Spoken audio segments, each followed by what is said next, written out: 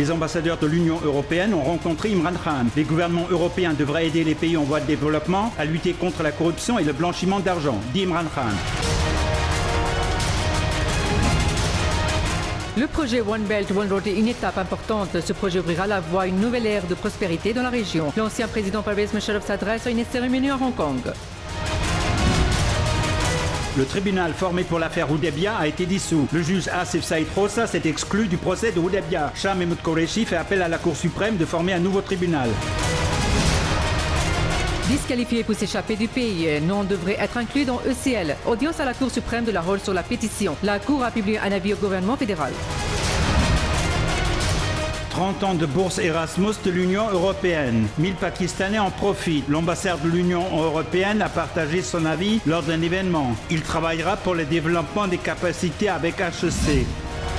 Le gouvernement est coupable d'avoir modifié la loi Khatme Nabouat. Les préparatifs d'une campagne anti-judiciaire sont en cours. Khurram Nawaz Kandapur espère une grande décision sur le rapport de la commission justice Bakar Najfi.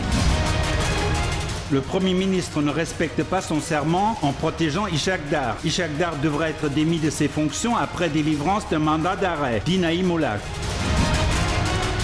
Le rôle de Naab est resté très regrettable dans la référence Houdaibia. Sharif a fait des corruptions et a utilisé Houdaibia pour le protéger. Opinion de Ferdoz Ashikawan dans le programme Apatachala.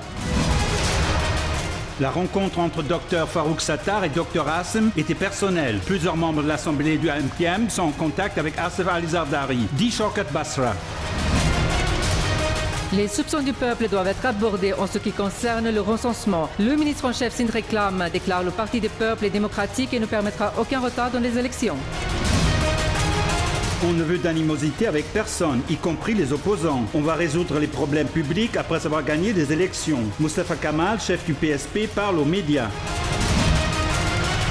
Tremblement de terre destructeur dans les régions frontalières de l'Iran et l'Irak. Le bilan des morts atteint plus de 380. L'électricité et la communication sont perturbées dans les zones touchées. Pluie dans différentes régions. L'intensité de l'hiver augmente. Le département météo prédit la fin du smog.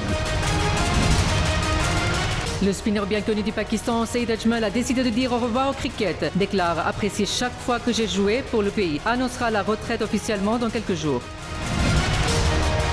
Jour et nuit, Ball Selfie Game de plus en plus populaire. Envoyez vos selfies avec les programmes numéro 1 et gagnez de nombreux prix précieux.